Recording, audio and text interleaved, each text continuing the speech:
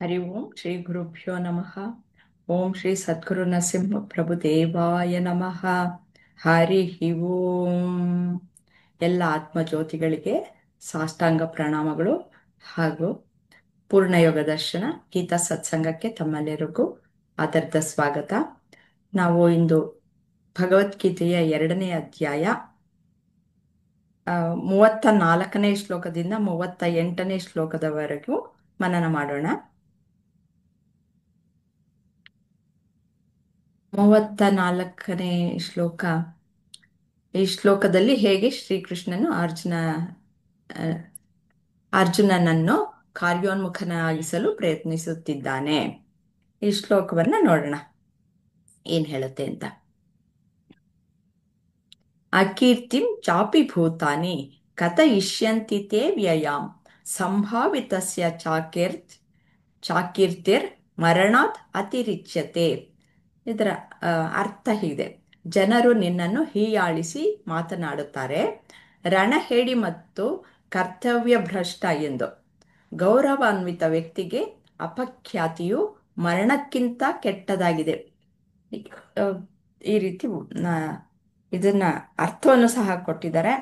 ಇದರ ಮೇಲೆ ನಿಮ್ಮ ಅನಿಸಿಕೆಗಳನ್ನ ಹಂಚ್ಕೊಳ್ಳಿ.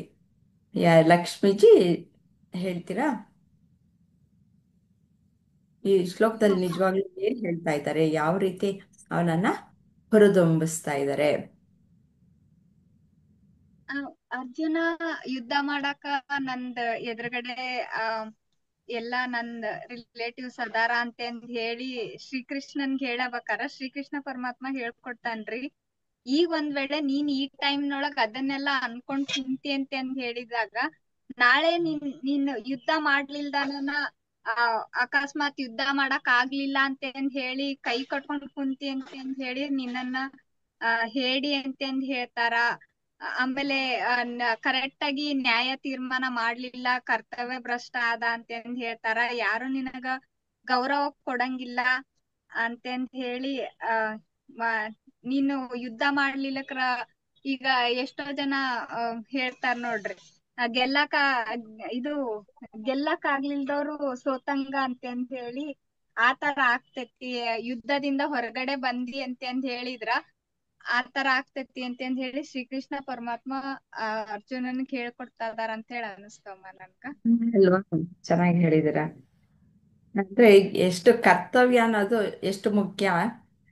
ಒಬ್ಬ ಕರ್ತವ್ಯನೇ ದೇವರು, ಕಾಯಕವೇ ಕೈಲಾಸ ಅಂತ ಯಾರು ಅನ್ಕೊಂಡಿರ್ತಾರೋ ಅವನು ಕರ್ತವ್ಯ ಭ್ರಷ್ಟ ಆದಾಗ ಅವನು ಈ ಒಂಥರ ಎಲ್ಲರೂ ಅಯ್ಯೋ ಇವನಿಗೆ ಮಾಡೋಕ್ಕಾಗಲಿಲ್ಲ ಅದಕ್ಕೋಸ್ಕರ ಇವನು ಮಾಡಲಿಲ್ಲ ಅಂತ ಅಂದ್ಬಿಟ್ಟು ಅಂತಾನೆ. ಅಂತ ಒಂದು ಅಪಕೀರ್ತಿ ಬಂತು ಅಂತಂದರೆ ಅವಾಗ ಏನು, ಅವನು ಸಾಯೋದಕ್ಕಿಂತ ಅದು ಹೆಚ್ಚು, ಸತ್ತೋಗೋದೇ ವಾಸಿ. ಆ ರೀತಿಯಲ್ಲಿ ಅವನು ಪರಿಗಣನೆಗೆ ತೆಗೆದುಕೊಳ್ತಾನೆ. ಅದಕ್ಕೋಸ್ಕರ ನೋಡಪ್ಪ, ಹೀಗಾದರೂ ನೀನು ನೋಡು, ಈ ರೀತಿಲಾದರೂ ಯೋಚನೆ ಮಾಡೋ. ಮೊದಲು ಏನು ಸಾಂಖ್ಯ ಯೋಗನ ಹೇಳ್ಕೊಟ್ರು. ಅಂದರೆ ಆತ್ಮನನ್ನು ಯಾವ ರೀತಿಯಲ್ಲೂ ನೀನು ಸಾಯಿಸೋದಕ್ಕೆ ಸಾಧ್ಯ ಇಲ್ಲ, ಅದು ಯಾವಾಗಲೂ ಇರೋವಂಥದ್ದು. ಅದಕ್ಕೋಸ್ಕರ ನೀನು ದುಃಖ ಪಡುವ ಅಗತ್ಯ ಇಲ್ಲ ಅಂತ. ಇವಾಗ ಸರಿ, ಅದು ಪೂರ್ತಿಯಾಗಿ ನಿನ್ಗೆ ಅರ್ಥ ಆಗಲಿಲ್ಲ ಅಂತಂದರೆ ಈ ಸಾಮಾಜಿಕ ದೃಷ್ಟಿಯಲ್ಲಿ ಯಾವ ದೃಷ್ಟಿಕೋನದಿಂದ ಯಾವ ರೀತಿಯಲ್ಲಿ ಹೇಗೆ ಜನ ನಡ್ಕೊಳ್ತಾರೆ ಅದರ ರೀತಿಯಲ್ಲಾದರೂ ನೀನು ತಿಳ್ಕೊ. ಹಾಗಾದರೂ ನಿನಗೆ ದುಃಖ ಅನ್ನೋದು ಕಡಿಮೆ ಆಗುತ್ತಾ, ನೀನು ಕಾರ್ಯೋನ್ಮುಖ ಆಗ್ತೀಯಾ ಅಂತಂದ್ಬಿಟ್ಟು ಈ ರೀತಿಯಲ್ಲೆಲ್ಲ ಹೇಳ್ತಾ ಇದ್ದಾರೆ ಅಲ್ವಾ?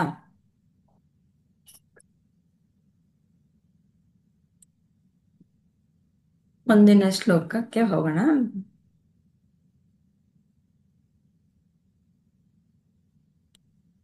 ಈ ಶ್ಲೋಕ ಯಾರು ಹೇಳ್ತೀರಾ?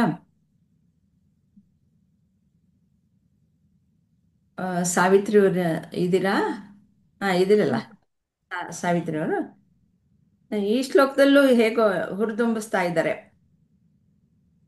ಈ ಶ್ಲೋಕದಲ್ಲಿ ಹೇಗೆ ಅದೇ ಒಂಥರ ಸರ್ಜರಿ ಮಾಡ್ತಾ ಇದ್ದಾರೆ ಅದೇ ಇದರಲ್ಲಿ.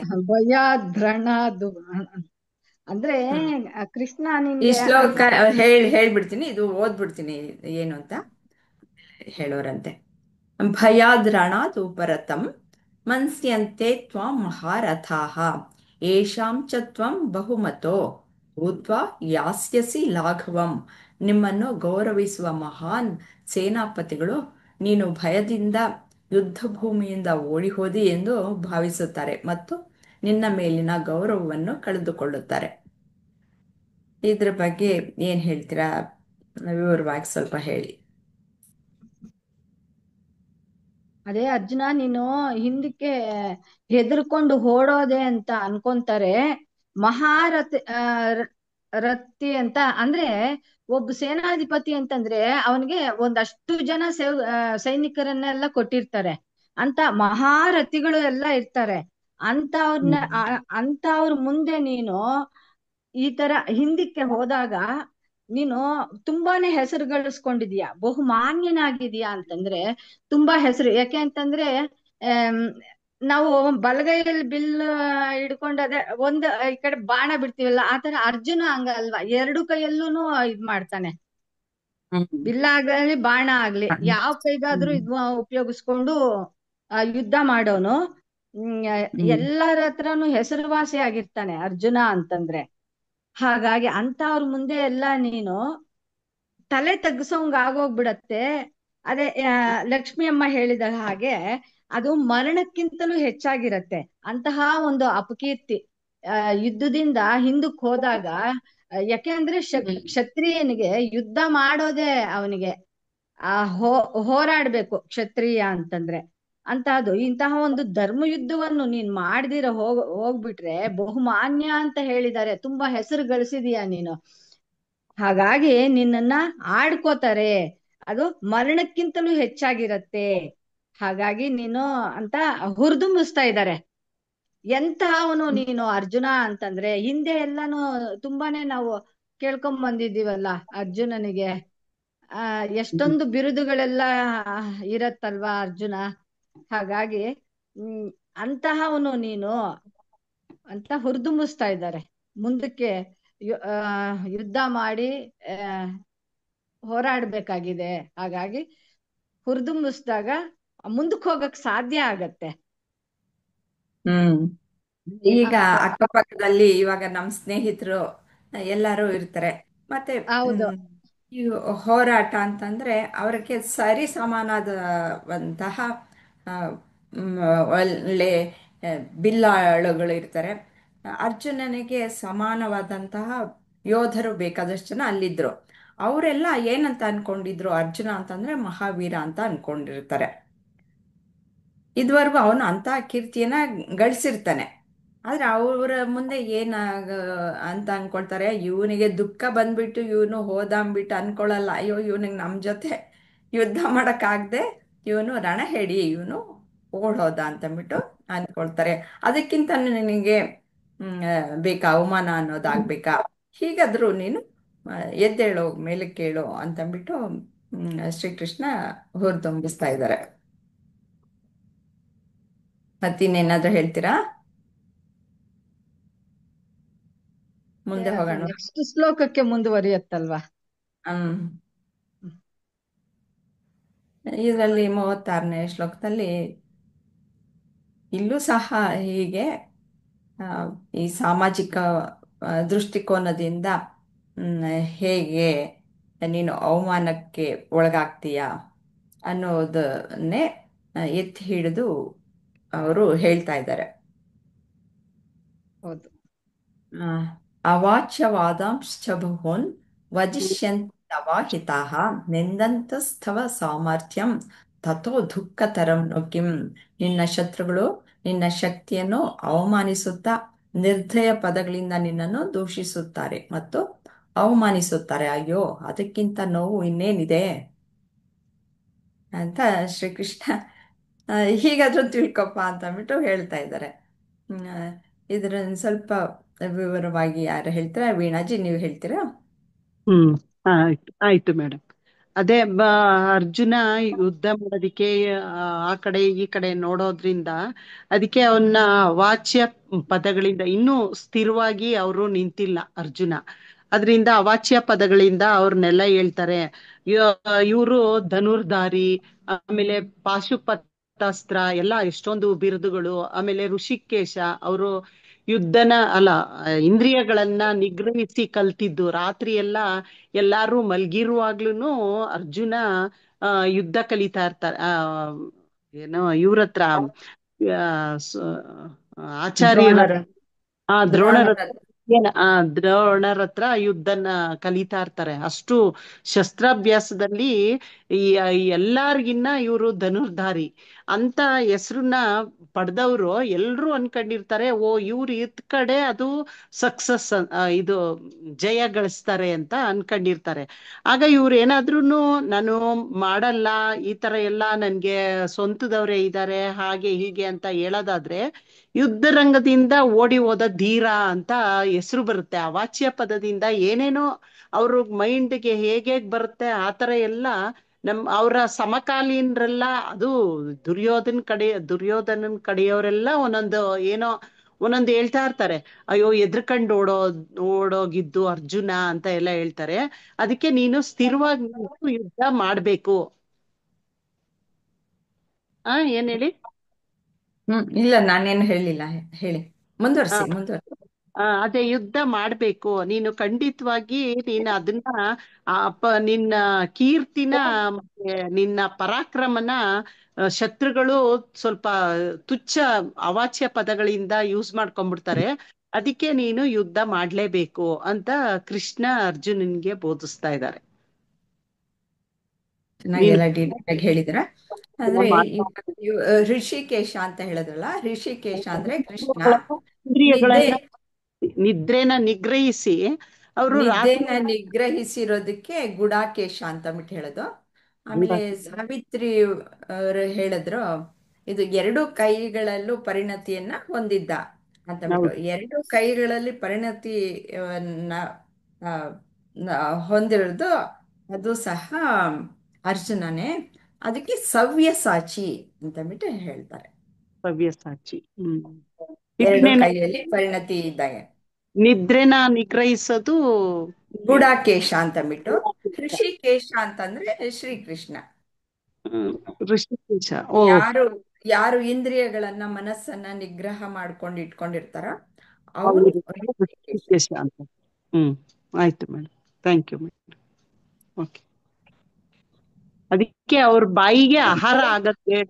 ನೀನು ಪಲಾಯನ ಹೊಂದ್ಬೇಡ, ನೀನು ಯುದ್ಧದಲ್ಲಿ ಓಡೋದ ಧೀರ ಅಂತ ಅನ್ಸ್ಕೊಂಬೇಡ, ನೀನು ಯುದ್ಧ ಮಾಡು ಅಂತ ಒಂದೊಂದ್ ಸ್ಟೆಪ್ ಆಗಿ ಹೇಳ್ಕೊಂಡ್ ಬರ್ತಾ ಇದ್ದಾರೆ. ಅರ್ಜುನನ್ ಮನ್ಸನ್ನ ಕೃಷ್ಣ ಸ್ವಲ್ಪ ಸ್ವಲ್ಪವಾಗಿ ತಿದ್ತಾ ಹೋಗ್ತಾ ಇದ್ದ. ನಿಂದು ಧರ್ಮ ಅಲ್ಲ ಅದು ಅಂತ. ಅಷ್ಟೇ ಮೇಡಮ್. ಚೆನ್ನಾಗಿ ಹೇಳಿದಿರ, ಎಲ್ಲಾನು ಡೀಟೈಲ್ ಆಗಿ ಎಲ್ಲ ಹೇಳಿದಿರ, ಎಲ್ಲ ಕವರ್ ಮಾಡಿದಿರಾ. Thank you. Hari Om Sumathi. Hari Om aunty, Hari Om ಎಲ್ಲರಿಗೂ. ಮುಂದಿನ ಶ್ಲೋಕದ ಅರ್ಥ ಹೇಳಕ್ಕಾಗತ್ತಾ? ಇದು ಹಾ ಓದ್ಬಿಡ್ತೀನಿ. ಹತೋ ವಾ ಪ್ರಾಪ್ಸ್ಯಸಿ ಸ್ವರ್ಗಂ ಜಿತ್ವಾ ವಾ ಭೋಕ್ಷ್ಯಸೆ ಮಹೀಂ ತಸ್ಮಾತ್ ಉತ್ತಿಷ್ಠ ಕೌಂತೆಯ ಯುದ್ಧಾಯ ಕೃತ ನಿಶ್ಚಯ. ನೀನು ಯುದ್ಧ ಮಾಡಿದರೆ ಎರಡೇ ಸಾಧ್ಯತೆಗಳು. ಒಂದು, ಯುದ್ಧ ಭೂಮಿಯಲ್ಲಿ ಕೊಲ್ಲಲ್ಪಟ್ಟು ಸ್ವರ್ಗೀಯ ನಿವಾಸಗಳಿಗೆ ಹೋಗುತ್ತಿ, ಅಥವಾ ವಿಜಯವನ್ನು ಗಳಿಸಿ ಭೂಮಿಯ ಮೇಲಿನ ರಾಜ್ಯವನ್ನು ಆನಂದಿಸುತ್ತಿ. ಆದುದರಿಂದ ಕುಂತಿಯ ಪುತ್ರನೇ, ದೃಢ ಸಂಕಲ್ಪದಿಂದ ಎದ್ದು ಯುದ್ಧಕ್ಕೆ ಸಿದ್ಧನಾಗು ಅಂತ ಹೇಳ್ತಾ ಇದ್ದಾರೆ. ನೋಡು, ಎರಡೇ ಸಾಧ್ಯತೆ ಇರೋದು. ಹಾಗಾಗತ್ತೆ, ತಪ್ಪಿದ್ರೆ ಹೀಗಾಗತ್ತೆ, ಅಂದ್ರೆ ಎರಡನ್ನೂ ಒಳ್ಳೇದಪ್ಪ, ಹೇಗಾದ್ರೂ ಅಷ್ಟೇ ಅಂತ ಹೇಳ್ತಾ ಇದ್ದಾರೆ. ಇದಕ್ಕೆ ಅದೇ ಕ್ವಶನ್. ಇದಕ್ಕಿಂತ ಮುಂದಿನ ಶ್ಲೋಕಗಳಲ್ಲಿ ಕೃಷ್ಣ ಬಂದು ಅರ್ಜುನ ಬಂದು ಅದೇ ಮುಂಚೆನೋ ಇನ್ನೊಬ್ರು ಹೇಳಿದ್ರು, ಎಲ್ಲ ನಮ್ ಬಂಧುಗಳು, ನಮ್ ಸ್ನೇಹಿತರು ರಿಲೇಶನ್ಶಿಪ್ ನ ಎಮೋಷನ್ ನ ಅಡ್ಡ ಇಟ್ಕೊಂಡು ಇಲ್ಲ ನಾನ್ ಮಾಡಲ್ಲ ಅಂತ ಹೇಳ್ತಾರಲ್ವಾ. ಅವಾಗ ಹೇಳೋದೆಲ್ಲ ಹೇಳ್ಬೇಕಾಗಿರೋದು ಹೇಳ್ಬಿಟ್ಟು, ಇನ್ನೊಂದು ಅರ್ಜುನ ಬಂದ್ಬಿಟ್ಟು ಕ್ಷತ್ರಿಯಂಗೆ ಹೇಳ್ಬೇಕಾಗಿರೋ ಭಾಷೆನಲ್ಲಿ ಈ ಶ್ಲೋಕಗಳಲ್ಲಿ ಹೇಳ್ತಾ ಇರೋದು. ಈ ಪರ್ಟಿಕ್ಯುಲರ್ ಶ್ಲೋಕ ಎಲ್ಲರೂ ಕರೆಕ್ಟ್ ಆಗಿ ತುಂಬಾ ಚೆನ್ನಾಗಿ ಹೇಳಿದ್ದಾರೆ, ವಿವರಿಸಿ ಹೇಳಿದ್ದಾರೆ. ಈ ಶ್ಲೋಕದಲ್ಲಿ ಏನಂದ್ರೆ, ಒಂದು ಕ್ಷತ್ರಿಯಗೆ ಒಂದು ಪರಮ ಕರ್ತವ್ಯ ಏನು ಅಂದ್ರೆ ಅದು ಫೈಟ್ ಮಾಡ್ಬೇಕು, ಅಲ್ಲಿ ಸೋಲು ಅಥವಾ ಗೆಲುವು ಅಲ್ಲಿ ಸೋತ್ರು ಸರಿ ಗೆದ್ರು ಸರಿ ಎರಡು ಆ ದೊಡ್ಡ ಸಾಧನೆನೆ, ವಿಜಯನೇ ಅದು ಎರಡು. ಅದೇ ನೀವ್ ಹೇಳ್ದಾಗೆ. ಆದ್ರಿಂದ ಏನಾದ್ರೂ ಆ ಯುದ್ಧ ಭೂಮಿನಲ್ಲಿ ಒಂದ್ ಕ್ಷತ್ರಿಯ ಯ- ಯುದ್ಧ ಮಾಡಿ ಏನ್ ಪರಿಣಾಮ ಬಂದ್ರು ಅದು ಗೆಲುವಂತನೇ ಲೆಕ್ಕ. ಆದ್ರಿಂದ ನೀನು ಫೈಟ್ ಮಾಡು ಅಂತ ಕೃಷ್ಣ ಅದು ನೆನಪಿಸ್ತಾ ಇದ್ದಾನೆ. ಆಲ್ರೆಡಿ ಅವನು ಅರ್ಜುನ ಕ್ಷತ್ರಿಯನೇ ಅಲ್ವಾ, ಕ್ಷತ್ರಿಯಂಗೆ ಅವನ್ ಭಾಷೆನಲ್ಲಿ ಆ ತರ ಅಲ್ದೆ ಹೋದ್ರೆ ಈ ತರನ ಅವನ್ಗೆ ಅರ್ಥ ಆಗ್ಲಿ ಅಂತ ಹೇಳಿ, ಅದು ಸಿಂಪಲ್ ಆಗಿ ಇಷ್ಟೇ ಆಗಿ ಅದನ್ನೇ ಎಷ್ಟು ಬೇಕಾದ್ರೆ ಎಲಾಬ್ರೇಟ್ ಮಾಡುವುದು ಇಷ್ಟೇ. ಒಂದು ರೀತಿಯಲ್ಲಿ ಧರ್ಮದ ರೀತಿಯಲ್ಲಿ ಹಾ ಆ, ನೋಡಿದ್ರುನು ನೀನು ಯುದ್ಧ ಮಾಡ್ಬೇಕು, ಇಲ್ಲ ಹಾ ಈ ಸಾಮಾಜಿಕ ದೃಷ್ಟಿಕೋನದಿಂದ ನೋಡಿದ್ರು ಸಹ ಹ್ಮ್ ನೀನು ಯುದ್ಧ ಮಾಡ್ಬೇಕು, ಇಲ್ಲ ನೀನು ಇಹ ಪರಗಳ ಆ, ಆ, ಲೆಕ್ಕಾಚಾರ ಮಾಡಿಬಿಟ್ಟು ನೀನು ಹೇಳೋದಾದ್ರೆ, ನಾನು ಇವಾಗ ಧರ್ಮ ಯುದ್ಧವನ್ನ ಮಾಡೋದ್ರಿಂದ ನಾನು ಸತ್ತು ಹೋದೆ ಅಂತಂದ್ರೆ ನನಗೆ ಒಳ್ಳೆ ಸ್ವರ್ಗ ಸಿಗುತ್ತೆ. ಹ್ಮ್ ಹ್ಮ್ ಇಲ್ಲ ಪಲಾಯನ ಇದ್ರೆ ಪಾಪ ಬರುತ್ತೆ, ಅವಾಗ ನರ್ಕಕ್ಕೆ ಹೋಗ್ತೀಯಾ. ಹ್ಮ್ ಅದೇ ಒಂದ್ ಕ್ಷತ್ರಿಯನ್ ಕರ್ತವ್ಯ ಯುದ್ಧ ಮಾಡೋ ಸಮಯಕ್ಕೆ ಯುದ್ಧ ಮಾಡ್ಲೇಬೇಕು. ಅದರಿಂದ ಏನೇ ಕಾರಣಕ್ಕೂ ತಪ್ಪಿಸ್ಕೊಂಡು ಹೋದ್ರು ಅದು ತಪ್ಪೇ. ಅದು ಹೆಂಗ್ ಬಂದ್ರು ಯಾವ ತರ ಬಂದ್ರು ಮನುಷ್ಯ ಅವನವನ ಸ್ಥಿತಿಗ್ ಅವರು ಬಂದಾಗ ಅದು ಅವ್ರವ್ರ ಕರ್ತವ್ಯ ಮಾಡ್ಲೇಬೇಕು. ಆ ಕರ್ತವ್ಯದಿಂದ ನಾವು ತಪ್ಪಿಸ್ಕೊಂಡ್ರೆ ಈ ತರನೇ ಮಾಡ್ಲೇಬೇಕು. ಅದು ಪರಿಣಾಮ ಏನೇ ಇರ್ಲಿ, ನಮ್ ಸಮಯ ಬಂದಾಗ ನಮ್ದು ಆ ಸಮಯಕ್ಕೆ ಏನ್ ಕರ್ತವ್ಯ ಇದೋ, ಆ ಸಂದರ್ಭಕ್ಕೆ ಏನ್ ಕರ್ತವ್ಯ ಇದೋ ಮಾಡ್ಲೇಬೇಕು. ಇಲ್ಲಿ ಅರ್ಜುನ ಕ್ಷತ್ರಿಯನಾಗಿ ಅವನ್ ಕರ್ತವ್ಯ ಬಂದ್ಬಿಟ್ಟು ಯುದ್ಧ ಭೂಮಿಗೆ ಬಂದ್ಮೇಲೆ ಅವ್ನ್ ಕಲ್ತಿರೋ ವಿದ್ಯೆ ಎಲ್ಲ ತೋರ್ಸ್ಲೇಬೇಕು, ಪ್ರದಕ್ಷಿಣೆ ಮಾಡ್ಲೇಬೇಕು, ಯುದ್ಧ ಮಾಡ್ಲೇಬೇಕು. ಹೆಂಗಾದ್ರೂ ಅವನ್ಗೆ ಅದೇ ವೀರ ಸ್ವರ್ಗನೇ ಸಿಗೋದು. ಭೂಮಿ ಮೇಲಾರು ಅದೇನೆ ಸಿಗೋದು, ಅವನು ಮರಣ ಹೊಂದ್ರೆ ಅದಕ್ಕೂ ಅವನ್ಗೆ ಅದೇ ಸಿಕ್ಕೋದು. ಸೊ ಗೆಲುವು ಅವನಿಗೆ ಆತರ ಅವನ್ಗೆ ಉಬ್ಬಿಸ್ತಾ ಇದ್ದಾನೆ. ಹೆಂಗಿದ್ರು ಹಿಂಗಾರು ಸರಿ ಹಂಗಾರು ಸರಿ ನಿನ್ಗೆ ಅದೇ ಅಂತ ನೀವೇ ಹೇಳಿದ್ದೀರಂತೆ. ಎಲ್ಲರೂ ಕರೆಕ್ಟ್ ಆಗಿ ಹೇಳ್ತಾ ಇದಾರೆ. ಅದನ್ನ ಬೇರೆ ಬೇರೆ ಒಂಚೂರು ಚೇಂಜ್ ಮಾಡಿ ಮಾಡಿ ಹೇಳ್ಬೇಕು ಶ್ಲೋಕದ.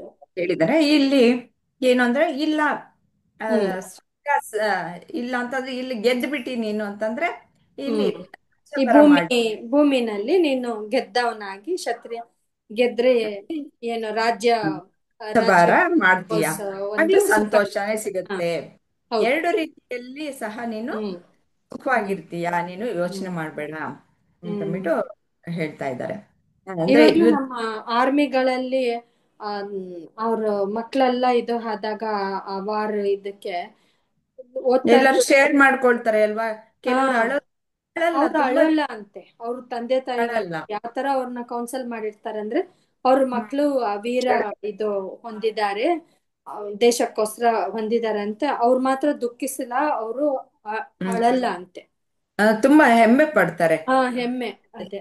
ಹ್ಮ್ ಪಡ್ತಾರೆ ಅವ್ರ ಹಾಗೆ. ಕರ್ತವ್ಯದಲ್ಲಿ ಅವ್ರು ಗೆದ್ದಂಗೆ ಆಯ್ತು. ಅವ್ರಿಗೆ ಏನಕ್ಕೆ ಅವ್ರು ಗೆದ್ದ ಹಾಗೆ. ಹಾ ಹಾಗೆ ನಾವು ಯಾವ ಯುದ್ಧವನ್ನೇ ಮಾಡ್ಲಿ, ಹಾ ಮಾನಸಿಕ ಮ್, ಗೊಂದಲಗಳು ಬಂದಾಗ್ಲೂ ಅಷ್ಟೇ, ಅದು ಹ್ಮ್ ಯಾವ ರೀತಿ ನಾವು ಎದುರಿಸ್ಬೇಕು ಅನ್ನೋದನ್ನು ಸಹ ನಾವು ನೋಡ್ಬೇಕಾಗತ್ತೆ. ಅದೇ ನಮ್ದು ಏನ್ ಆ ಟೈಮ್ಗೆ ಏನ್ ಕರ್ತವ್ಯ ಐತೆ ಇದೆಯೋ ನಾವ್ ಎಷ್ಟೇ ಅದನ್ನ ಇರ್ಲಿ ಪರಿಪಾಲಿಸ್ಬೇಕು. ಅದು ನಾವು ಅದರಿಂದ ಮಾಡ್ಲೇಬೇಕು. ಹ್ಮ್ ಓಡ್ ಹೋಗೋದಲ್ಲ, ಹ್ಮ್ ಅದನ್ನ ಸಮರ್ಥವಾಗಿ ನಿಭಾಯಿಸೋದನ್ನ ಕಲ್ತ್ಕೊಳ್ಬೇಕು. ಹ್ಮ್ ಆ, ಮುಂದಿನ ಶ್ಲೋಕದಲ್ಲಿ ಸಹ ತುಂಬ ಚೆನ್ನಾಗಿ ವಿವರಿಸಿದ್ದಾರೆ. ಆ, ಇಲ್ಲಿಗೆ ಆ, ಎಲ್ಲ ರೀತಿಯ ಒಂದು ಸಾಂಖ್ಯ ಯೋಗದ ಆ, ಎಲ್ಲ ವಿವರಣೆಯನ್ನು ಸಹ ಶ್ರೀಕೃಷ್ಣ ಮುಗಿಸಿರ್ತಾರೆ. ಮುಂದಿನ ಶ್ಲೋಕದಲ್ಲಿ ಹೇಗೆ ಕರ್ಮಯೋಗಕ್ಕೆ ಹೇಗೆ ನೀನು ತಯಾರಾಗಬೇಕು ಅಂತನ್ನೋದನ್ನ ಹೇಳ್ತಾರೆ. ಇವಾಗ ಕೇಳ್ತಾ ಬಂದಿದ್ದಾನೆ, ಮೊದಲು ಸಾಂಖ್ಯಯೋಗ ನೀನು ಆ, ಆತ್ಮ ಅಪ್ಪ ಅಂತ ಹೇಳಿದ್ರೆ ಅಷ್ಟಾಗಿ ಅರ್ಥ ಆಗಲಿಲ್ಲ ಅರ್ಜುನನ್ಗೆ. ಅದಕ್ಕೆ ಅವನು ಕಣ್ಣು ಪಿಳಿಪಿಳಿ ಅಂತ ಬಿಡ್ತಾ ಇದ್ದಾನೆ. ಇನ್ನು ಇದು ಎತ್ಕೊಳ್ಳಿಲ್ಲ, ಶಸ್ತ್ರಾಸ್ತ್ರಗಳು ಎತ್ಕೊಳ್ಳಿಲ್ಲ, ನಂಗೆ ಅರ್ಥ ಆಯ್ತಪ್ಪ ಅಂತಂದ್ಬಿಟ್ಟು ಹೇಳಲಿಲ್ಲ. ಅದಕ್ಕೋಸ್ಕರ ಇನ್ನೂ ಕ್ವಶನ್ಸ್ ಬೇಕಾದಷ್ಟಿತ್ತು. ಅದಕ್ಕೋಸ್ಕರ ಹಾಗಾದ್ರೆ ನಿನಗೆ ಇಷ್ಟು ಆತ್ಮಜ್ಞಾನ ಅನ್ನೋದು ಇನ್ನೂ ಒಳಗೆ ಹೋಗ್ತಾ ಇಲ್ಲ. ಅದಕ್ಕೋಸ್ಕರ ನೋಡು, ಈಗ ಸಾಮಾಜಿಕವಾಗಿ ಅದರ ದೃಷ್ಟಿಕೋನದಿಂದ ನೋಡು. ಹಾಗಾಗಿ ಸಹ ನೀನು ನಿನ್ನ ಕರ್ತವ್ಯವನ್ನು ಮಾಡಬೇಕು. ಧರ್ಮದ ರೀತಿಯಲ್ಲಿ ನೀನು ನೋಡು, ಆ ರೀತಿಯಲ್ಲೂ ಸಹ ನೀನು ಯುದ್ಧವನ್ನು ಮಾಡಲೇಬೇಕು. ನೀನು ಪಲಾಯನ ಗೈಯೋ ಹಾಗಿಲ್ಲ. ಹೋಗಲಿ, ನಿನ್ನ ಸ್ವಂತ ಒಂದು ಸ್ವಧರ್ಮದ ರೀತಿಯಲ್ಲಿ ನೋಡು, ಆ ರೀತಿಯಲ್ಲೂ ಸಹ ನೀನು ಯೋಧ, ನೀನು ರಾಜ, ಎಲ್ಲರನ್ನ ರಕ್ಷಿಸಬೇಕು. ಇದು ಧರ್ಮವನ್ನು ರಕ್ಷಿಸುವುದೇ ನಿನ್ನ ಕರ್ತವ್ಯ. ಹಾಗಾಗಿ ನೀನು ಯುದ್ಧವನ್ನು ಮಾಡಲೇಬೇಕು ಅಂತ ಹೇಳಿ ಹೇಳಿ ಹೇಳಿ ಆ, ಆ, ಅವನಿಗೆ ಮೇಲೆ ಕೇಳೋದಕ್ಕೆ ಸಪೋರ್ಟ್ ಕೊಡ್ತಾ ಇದ್ದಾನೆ. ಅವಾಗ ರೆಸ್ಪಾಂಡು ಮಾಡ್ತಾ ಇದ್ದಾನೆ. ಹೌದು ಅಂತಂದ್ಬಿಟ್ಟು ಆಲಿಸಿ ಕೇಳ್ತಾ ಇದ್ದಾನೆ, ಇಲ್ಲ ಅಂತ ಹೇಳ್ತಾ ಇಲ್ಲ. ಇವಾಗ ಅರ್ಥ ಆಗ್ತಾ ಇದೆ. ಇವಾಗ ಸೋಷಿಯಲ್ ಇದರಲ್ಲಿ ಹೇಳ್ತಾ ಇದ್ದರಿಂದ, ಹೀಗೆ ಧರ್ಮದಿಂದ ಈ ರೀತಿಯಲ್ಲಿ ನೀನು ಮಾಡಬೇಕು, ಇಲ್ಲ ನಿನಗೆ ಅಪಕೀರ್ತಿ ಬರುತ್ತಪ್ಪ, ಹಾಗಾಗಿನಾದರೂ ನೀನು ಮೇಲೆ ಕೇಳು ಅಂತಂದರೆ ಆಗ್ಲೂ ಇದಕ್ಕೆಲ್ಲ ಅವನು ರೆಸ್ಪಾಂಡ್ ಮಾಡ್ತಾ ಇದ್ದಾನೆ, ಹೌದು ಅಂತ ಕೇಳಿಸ್ಕೊಳ್ತಾ ಇದ್ದಾನೆ. ಮುಂದಿನ ಶ್ಲೋಕದಲ್ಲಿ ಏನು ಹೇಳ್ತಾರೆ ಹೇಳಿ. ಸುಖ ದುಃಖೆ ಸಮೇ ಕೃತ್ವ ಲಾಭಾಲಾಭೌ ಜಯಾಜಯೌ ತಥೋ ಯುದ್ಧಾಯ ಯುಜ್ಯಸ್ವ ನೈವಂ ಪಾಪಂ ಅವಾಪ್ಸ್ಯಸಿ. ಇದರ ಅರ್ಥ ಸಂತೋಷ ಮತ್ತು ದುಃಖ, ನಷ್ಟ ಮತ್ತು ಲಾಭ, ಗೆಲುವು ಮತ್ತು ಸೋಲುಗಳನ್ನು ಸಮಾನವಾಗಿ ಪರಿಗಣಿಸಿ ಕರ್ತವ್ಯದ ಸಲುವಾಗಿ ಹೋರಾಡು. ಈ ರೀತಿಯಲ್ಲಿ ನಿನ್ನ ಜವಾಬ್ದಾರಿಯನ್ನು ಪೂರೈಸಿದರೆ ನೀನು ಎಂದಿಗೂ ಪಾಪಕ್ಕೆ ಒಳಗಾಗುವುದಿಲ್ಲ ಅಂತ ಹೇಳ್ತಾ ಇದ್ದಾರೆ.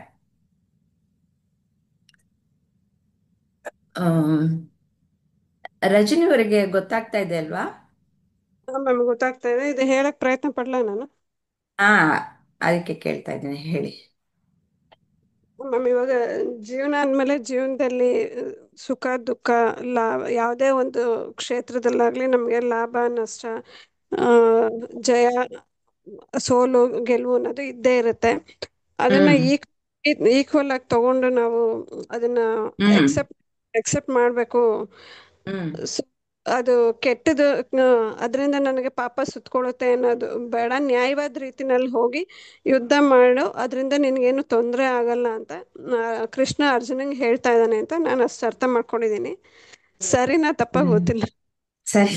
ಸರಿಯಾಗೇ ಇದೆ. ಇನ್ನು ಹಾ, ಬೇರೆಯವರ ಅಭಿಪ್ರಾಯವೂ ಸಹ ಕೇಳೋಣ. ಇದು 38ನೇ ಶ್ಲೋಕ ತುಂಬ ವಿಷಯಗಳನ್ನು ಒಳಗೊಂಡಿದೆ. ಹಾ. ಯಾರ್ಯಾರ ಮನೆ ಹೇಗೆ ಅದು ನಾನು ಇದು ಶಾರ್ಟ್ ಹೊರಗೆ ಹಾಕ್ತಾರೆ ಅದನ್ನು ಕೇಳೋಣ. ಹಾ ಇಷ್ಟು ಮ್ಯಾಮ್. 5 ಶ್ಲೋಕಗಳು ಸಮಗ್ರವಾಗಿ ತೆಗೆದುಕೊಂಡು ಹೇಳಬಹುದು. ಹಾ ಲಕ್ಷ್ಮೀಜಿ, ನೀವು ಹೇಳ್ತೀರಾ ನಿಮ್ಮ ಅಭಿಪ್ರಾಯ ಏನು ಅಂತ?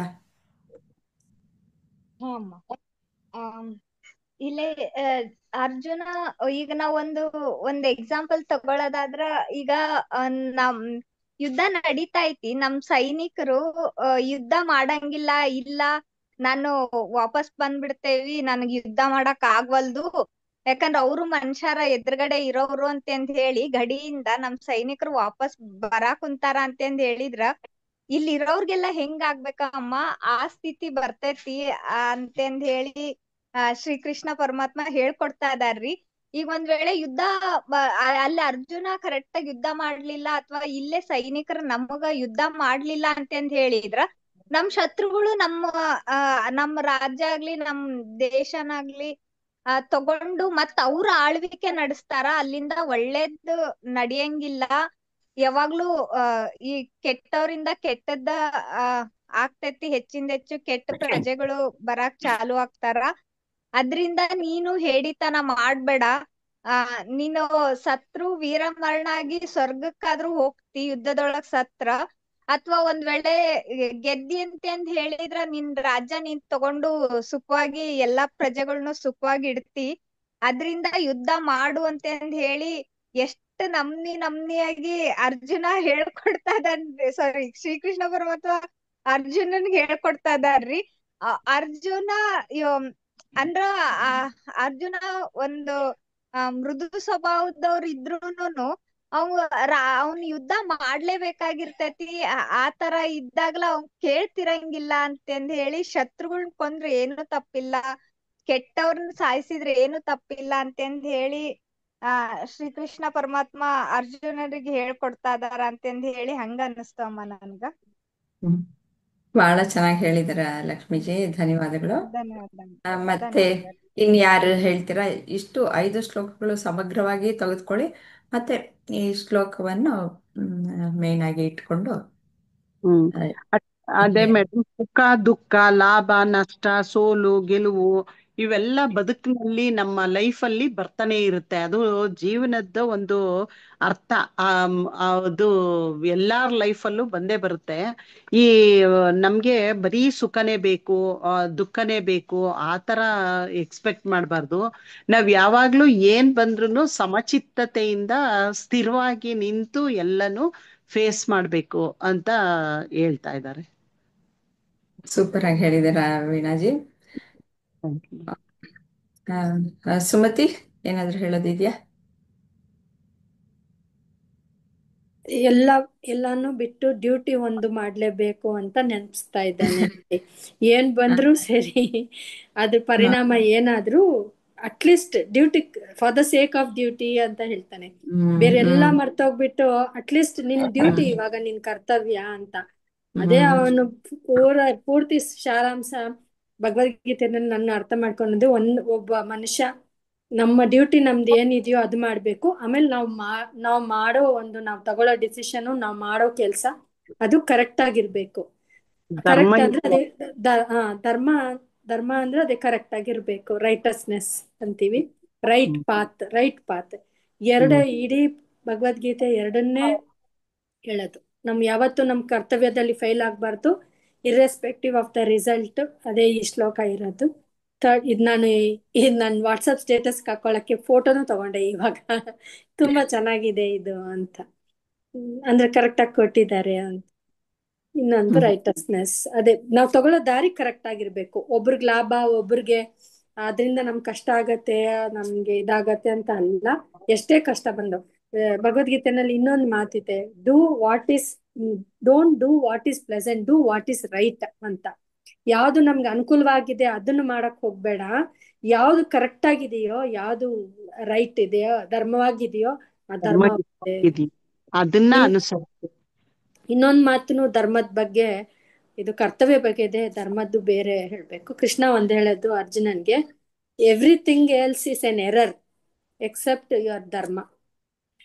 ಏನೇ ಮಾಡಿದ್ರು ಅದು ತಪ್ಪು, ಧರ್ಮ ಒಂದೇ ಕರೆಕ್ಟ್ ಅಂತ. ಇದು ಕರ್ತವ್ಯ ಬಗ್ಗೆ ಹೇಳ್ಬೇಕಾಗಿರೋದು, ಅದು ನಾನು ಧರ್ಮದ ಬಗ್ಗೆ ಹೇಳ್ಬೇಕು ಅಷ್ಟೇ ಆಂಟಿ. ಎಲ್ಲರೂ ಕರೆಕ್ಟ್ ಆಗಿ ಎಲ್ಲರೂ ಅರ್ಥ ಮಾಡ್ಕೊಂಡಿದ್ದಾರೆ ಅಂತ ಅರ್ಥ ಆಯ್ತು. ತುಂಬಾ ಚೆನ್ನಾಗಿ ಹೇಳ್ತಾ ಇದ್ದಾರೆ ಎಲ್ಲರೂ ಜ್ಞಾನಿಗಳೇ, ಎಲ್ಲರೂ ಚೆನ್ನಾಗಿ ಹೇಳ್ತಾ ಇದೀನಿ. ನಾನ್ ಕೇಳಿಸ್ಕೋಬೇಕು ಅಷ್ಟೇ. ಒಂದು ಧರ್ಮ ಅಂತಂದ್ರೆ ಅದು ಸಾರ್ವತ್ರಿಕವಾಗಿ ಎಲ್ಲರಿಗೂ ಅದು ಸರಿ ಅಂತ ಅನ್ನಿಸ್ಬೇಕು ಅಂಥದ್ದು ಧರ್ಮ. ಕೆಲವರು ಮಾತ್ರ ಅದು ಸರಿ ಅಂತ ಅನ್ಸೋದು ಅದು ಧರ್ಮ ಆಗಲ್ಲ, ಒಬ್ಬರ ಒಂದು ಹೇಳಿಕೆ ಆಗ್ಬಿಡುತ್ತೆ. ನಮ್ಮ ಸನಾತನ ಧರ್ಮದಲ್ಲಿ ಎಲ್ಲವೂ ನಿಂತಿರೋದು ಹಾಗೆ ಒಂದು ವೈಚಾರಿಕವಾದಂತಹ ಧರ್ಮ. ಎಲ್ಲರಿಗೂ ಸಮಗ್ರವಾಗಿ ಪ್ರತಿಯೊಬ್ಬರಿಗೂ ಅದನ್ನ ಅಪ್ಲೈ ಮಾಡ್ಕೊಳ್ಳುವಂತಹದ್ದೇ ಆ ಆ ಒಂದು ಸಂಸ್ಕಾರ ಇರುವಂತಹದ್ದು ಆ ಧರ್ಮ ಅನ್ನೋದು ಆ ರೀತಿಯಲ್ಲಿ ಬೆಳೆದು ಬಂದಿದೆ. ಇನ್ನೊಂದು, ನಾವು ಧರ್ಮವಾಗಿ ನಡ್ಕೊಂಡಾಗ ನಮ್ಗೆ ಯಾವ್ದೇ ಕರ್ಮ ಉಂಟಾಗೋದಿಲ್ಲ, ಮತ್ತೆ ಅದು ಕ್ಯಾರಿ ಓವರ್ ಆಗೋದಿಲ್ಲ. ಎಲ್ಲ ಇಲ್ಲೇ ಕರೆಕ್ಟ್ ಆಗಿ ನಡ್ಕೊಂಡ್ಬಿಟ್ಟಿರ್ತೀವಲ್ಲ, ಕರ್ಮ ಬರಲ್ಲ ಅದು. ಅಂದ್ರೆ ಇನ್ನೊಂದು ಸತಿ ಅದನ್ನ ಸರಿ ಮಾಡ್ಕೊಳಕ್ಕೆ ಇನ್ನೊಂದು ಅವಕಾಶ ಬೇಕಾಗಿರಲ್ಲ. ಅಲ್ಲೇ ಮಾಡೋದೇ ಸರಿಯಾಗಿ ಮಾಡ್ಬಿಟ್ರೆ ಅದನ್ನ ತಿದ್ಕೊಳ್ಳೋ ಅಂತ ಇನ್ನೊಂದು ಕರ್ಮ ಇಸ್ ನಥಿಂಗ್ ಬಟ್, ಅದು ಒಳ್ಳೆ ಕರ್ಮ ಆದ್ರೆ ಅದು ಅನುಭವಿಸಕ್ಕೆ ಅದು ಅನುಕೂಲ ಆಗತ್ತೆ. ತಪ್ಪಾದ ಕರ್ಮ ಆದ್ರೆ, ಕರ್ಮ ಇಸ್ ಆಕ್ಷನ್, ತಪ್ಪಾದ ಕರ್ಮ ಆದ್ರೆ ಇನ್ನೊಂದು ಅವಕಾಶ, ಇನ್ನೊಂದು ಜನ್ಮದಲ್ಲಿ ಇನ್ನೊಂದು ಅವಕಾಶ ಸರಿ ಮಾಡ್ಕೊಳಕ್ಕೆ. ಎಷ್ಟು ಜನ್ಮ ಆದ್ರೂ ಸರಿ ಮಾಡ್ಕೊಳಕ್ಕೆ ಮತ್ತೆ ಮತ್ತೆ ಅವಕಾಶ ಕೊಡೋದೇ ಕರ್ಮ. ಈ ಸರಿಯಾಗಿ ಮಾಡ್ಬಿಟ್ರೆ ಇನ್ನೊಂದು ಕರ್ಮನೇ ಉಂಟಾಗಲ್ಲ. ಇದು ನನ್ನ ಅಭಿಪ್ರಾಯ. ತಪ್ಪಾಗಿದ್ರೆ ಹೇಳಿ, ಪರವಾಗಿಲ್ಲ. ಇವಾಗ ಧರ್ಮ ಅಂತ ಅಂದ್ರೆ ಅದರಲ್ಲಿ ಪಾಪ ಪುಣ್ಯ, ಒಳ್ಳೇದು ಮಾಡಿದ್ರೆ ನಮ್ಗೆ ಪುಣ್ಯ ಬರುತ್ತೆ, ಇಲ್ಲ ಕೆಟ್ಟದ್ ಮಾಡಿದ್ರೆ ಪಾಪ ಬರುತ್ತೆ ಅಂತ. ಪುಣ್ಯ ಬಂದ್ರೂ ಸಹ ನಮಗೆ ಆ ಪುಣ್ಯ ಬಂದಾಗ, ಇವಾಗ ಹಿಂದಿನ ಶ್ಲೋಕದಲ್ಲಿ ನಾವು ನೋಡಿದ್ವಿ, ಅವಾಗ ಸ್ವರ್ಗಕ್ಕೆ ಹೋಗ್ತೀಯಪ್ಪ ನೀನು ಅಂತಂದ್ಬಿಟ್ಟು ಹೇಳ್ತಾರೆ. ಸ್ವರ್ಗಕ್ಕೆ ಹೋದ್ರೂ ಕೆಲವು ಕಾಲ ಇದ್ಬಿಟ್ಟು ಮತ್ತೆ ಬರುವಂತಹದ್ದೇ. ಪಾಪ ಅಂತಂದ್ರೆ ನರ್ಕಕ್ಕೆ ಹೋಗ್ತೀಯಾ ಅಂತಂದ್ಬಿಟ್ಟು, ನರ್ಕದಲ್ಲಿನೂ ಸಹ ನೀನು ಅಲ್ಲಿ ಅನುಭವಿಸ್ಬಿಟ್ಟು ಮತ್ತೆ ಬರ್ತೀಯಾ ಅಂತಂದ್ಬಿಟ್ಟು, ಇದು ಎಲ್ಲವೂ ಸಹ ಮತ್ತೆ ಜನ್ಮವನ್ನ ತೆಗೆದುಕೊಳ್ಳುವಂತಹದ್ದೇ. ಯಾವಾಗ ಆತ್ಮಜ್ಞಾನ ಬರುತ್ತೋ ಆವಾಗ ಮಾತ್ರ ನೀನು ಜನನ ಮರಣದಿಂದ ಹೊರಗಡೆ ಬರ್ತೀಯ ಅಂತಂದ್ಬಿಟ್ಟು ಈ ವೇದಾಂತ ಹೇಳೋದು, ಶ್ರೀಕೃಷ್ಣನು ಹೇಳೋದು. ಇಲ್ಲಿ ಪರಿಶುದ್ಧತೆ ಆಗುತ್ತೆ. ಧರ್ಮ ಪ್ರಕಾರವಾಗಿ ನಡ್ಕೊಂಡಾಗ ನಿನ್ನ ಚಿತ್ತ ಪರಿಶುದ್ಧವಾಗತ್ತೆ. ಆದರೆ ಜ್ಞಾನವನ್ನು ಪಡಿಲೇಬೇಕು. ಆತ್ಮಜ್ಞಾನ ಅನ್ನೋದು ಪಡೆದಾಗ್ಲೇನೆ ನೀನು ಜನ್ಮ ಮತ್ತು ಮರಣದಿಂದ ಹೊರಬರೋದಕ್ಕೆ ಸಾಧ್ಯ ಇರೋದು. ಇದು ವೇದಾಂತದ ಹೇಳಿಕೆ ಮತ್ತು ಶ್ರೀಕೃಷ್ಣನ ಹೇಳಿಕೆ. ಮತ್ತೆ ಸಾವಿತ್ರಿ ಅವರೊಬ್ಬರು ಪೂರ್ತಿಯಾಗಿ ಎಲ್ಲ ಸಮಗ್ರವಾಗಿ ನೋಡ್ಬಿಟ್ಟು ಇದರ ವಿಶ್ಲೇಷಣೆಯನ್ನು ಮಾಡ್ತೀರಾ? ಅವರೊಬ್ಬರದ್ದು ಪೆಂಡಿಂಗ್ ಇದೆ. ಎಲ್ಲ ಶ್ಲೋಕಗಳದನ್ನ ಎಲ್ಲಾದ್ರದ್ದು ನಿಮ್ಗೆ ಅನ್ನಿಸ್ದ ಹಾಗೆ ಎಲ್ಲ ನೋಡಿದಿರಲ್ವಾ? ಎಲ್ಲರೂ ಹೇಳಿದ್ದಾರೆ, ನೀವು ಹೇಳಿದ್ದೀರಾ? ಹೌದು, ಎಲ್ಲ ಚೆನ್ನಾಗಿ ಹೇಳಿದ್ದಾರೆ. ಎಲ್ಲರೂ ತುಂಬಾ ಚೆನ್ನಾಗಿ ಹೇಳಿದ್ದಾರೆ, ಎಲ್ಲ ಚೆನ್ನಾಗಿ ಅರ್ಥ ಮಾಡ್ಕೊಂಡಿದ್ದಾರೆ. ನೀವು ನಿಮ್ಮ ಅನಿಸಿಕೆನೋ ಹಂಚ್ಕೊಂಬಿಡಿ. ನೀವೊಬ್ರು ಯಾತಕ್ಕೆ ಹೇಳ್ದೆ ಇರ್ಬೇಕು ಅಲ್ವಾ? ಅದೇ ಅರ್ಜುನನು ಯುದ್ಧಕ್ಕಾಗಿ ಹೋಗಿ ಆ ಯುದ್ಧ ಭೂಮಿದಲ್ಲಿ ಹೋರಾಡ್ಬೇಕಾದ್ರೆ ಹೆದರ್ಕೊಂಡು ಹಿಂದಕ್ ಬರ್ತೀನಿ, ನಮ್ಮವ್ರಿಗೆ ಕೊಂದ್ರೆ ಪಾಪ ಬರುತ್ತೆ, ಹೀಗೆಲ್ಲ ಆ ವಿವೇಕ ಕಳ್ಕೊಂಡು ಮಾತಾಡ್ಬೇಕಾದ್ರೆ ಆಗ ಕೃಷ್ಣ ವಿವರಿಸ್ತಾ ಹೋಗ್ತಾರೆ. ಒಂದೊಂದೇ ಹಂತ ಹಂತವಾಗಿ ಹೇಳ್ತಾ ಹೋಗ್ತಾ ಇದ್ದಾರೆ. ಕೃಷ್ಣ, ನೀನು ಕ್ಷತ್ರಿಯನಾಗಿದೀಯಾ, ನೀನು ಯುದ್ಧ ಮಾಡು ಯುದ್ಧ ಮಾಡಿ ಧರ್ಮ ಯುದ್ಧವನ್ನು ಮಾಡಿದ್ರೆ ಆ ಯುದ್ಧ ಭೂಮಿನಲ್ಲಿ ಹೋರಾಡಿ ನೀನು ಸತ್ರು ಕೂಡ ನಿನ್ಗೆ ಹಾಗೆ ಮಾಡಿದ್ರು ಕೂಡ ನಿನ್ಗೆ ಸ್ವರ್ಗ ಸಿಗತ್ತೆ. ಮತ್ತೆ ಮತ್ತೆ ಯುದ್ಧ ಮಾಡಿ ಗೆದ್ರೆ ನಿನಗೆ ರಾಜ್ಯ ಸಿಗತ್ತೆ, ಆ ರಾಜ್ಯವನ್ನು ನೀನು ಅನುಭವಿಸ್ಬೋದು, ಹಾಗಾದ್ರೂ ಮಾಡು ಅಂತ. ಇಲ್ಲ ನೀನು ಹಿಂದಕ್ಕೆ ಹೊಟ್ಟೋಗ್ತೀನಿ ಅಂತಂದ್ರೆ ನೀನು ಎಷ್ಟೊಂದು ಹೆಸರು ಗಳಿಸಿರೋದು ಅರ್ಜುನ, ಸವ್ಯಸಾಚಿ, ನೀನು ಮಹಾ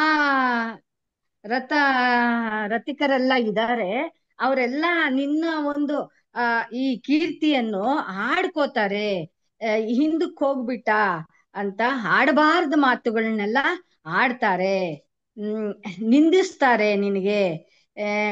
ಅದು ನೀನು ಹಿಂದಕ್ಕೆ ಯುದ್ಧಕ್ಕೆ ಬಂದು ಹಿಂದಕ್ಕೆ ಹೋಗ್ತೀನಿ ಅಂತಂದ್ರೆ ಯಾವ ರೀತಿ ಇರತ್ತೆ ಅಂತ, ಅದು ಮರಣಕ್ಕಿಂತ ಕೊನೆಯದಾಗಿರತ್ತೆ.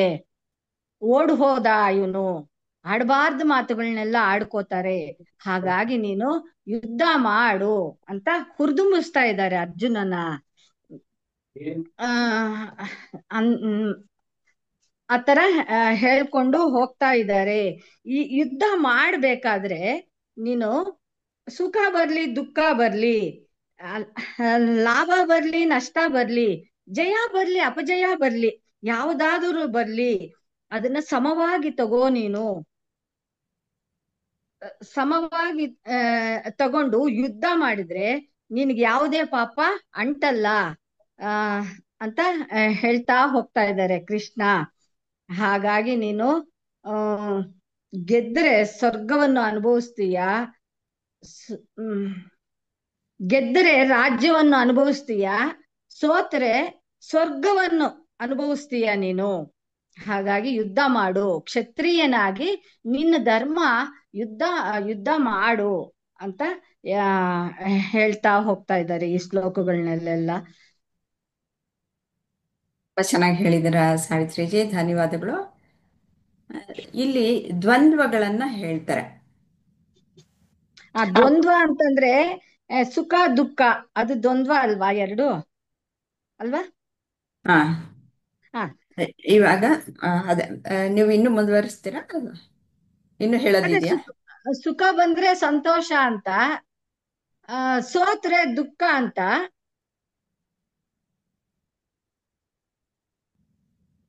ಇವಾಗ ಹೇಳ್ತೀನಿ. ಅದ್ ಇಲ್ಲಿ ದ್ವಂದ್ವ ಅಂದ್ರೆ ಇಲ್ಲಿ ಅದ ಅಂತ ದ್ವಂದ್ವ ನಿರ್ಣಯ ಮಾಡ್ಕೊಳಕ್ ಆಗಲ್ವಲ್ಲ, ಹಾಗಾಗಿ. ಅದೇ ಇಲ್ಲಿ ಏನ್ ಕೊಟ್ಟಿದ್ದಾರೆ ಅಂದ್ರೆ ಸುಖ ದುಃಖ, ಲಾಭ ಮತ್ತೆ ನಷ್ಟ, ಜಯ ಮತ್ತೆ ಅಪಜಯ, ಮೂರು ದ್ವಂದ್ವಗಳನ್ನ ಕೊಟ್ಟಿದ್ದಾರೆ. ದ್ವಂದ್ವ ಅಂತಂದ್ರೆ ಆಪೋಸಿಟ್ಸ್ ಇರುವಂತಹದ್ದು. ಹೌದು. ಅದು ಆ, ನಮಗೆ ಇಲ್ಲಿ ಈ ಶ್ಲೋಕದಲ್ಲಿ ಮೂರನ್ನ ಕೊಟ್ಟಿದ್ದಾರೆ.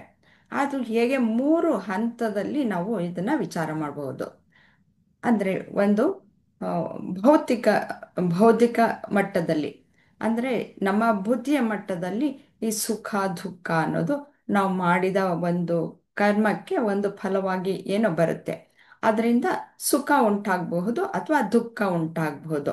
ಸುಖ ಅನ್ನೋದು ಬಂದಾಗ ನನಗೆ ಈ ಸುಖ ಬಂತಪ್ಪ, ಅದಕ್ಕೋಸ್ಕರ ಮತ್ತೆ ಇನ್ನು ಅದನ್ನ ಪಡಿಬೇಕು ಅಂತಂದ್ಬಿಟ್ಟು ಮತ್ತೆ ಕರ್ಮವನ್ನ ಮಾಡ್ತೀವಿ. ಮತ್ತೆ ಆ ಸುಖ ಅನ್ನೋದು ಬಂತಲ್ಲ, ಅದನ್ನ ಕಾಪಾಡ್ಕೊಳ್ಳೋದಕ್ಕೂ ಸಹ ನಾವು ಮತ್ತೆ ಹೋರಾಡ್ತೀವಿ.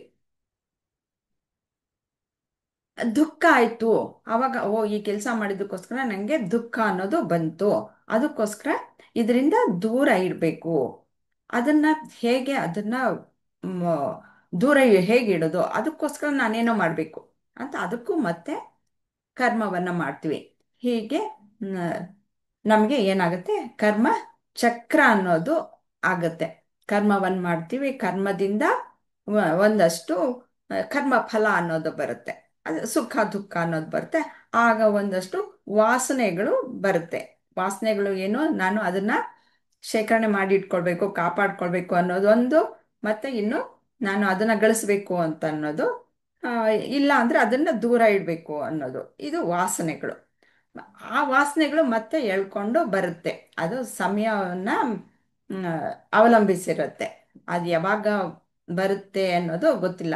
ಆ ಬೀಜಗಳು ಆ ಆ ಸಂದರ್ಭ ಅನ್ನೋದು ಬಂದಾಗ ಮತ್ತೆ ಆ ಕೆಲಸವನ್ನ ಮಾಡೋದಕ್ಕೆ ಪ್ರೇರೇಪಣೆಯನ್ನು ಕೊಡುತ್ತೆ. ಈ ರೀತಿಯಲ್ಲಿ ನಾವು ಸಂಸಾರ ಬಂಧನದಲ್ಲಿ ಸಿಕ್ಕಾಕೊಳ್ತೀವಿ. ಈ ಲಾಭ ನಷ್ಟನೂ ಅಷ್ಟೆ, ಅದು ಸಹ ಮಾನಸಿಕ ಹಂತದಲ್ಲಿ ಆಗುವಂತಹದ್ದು.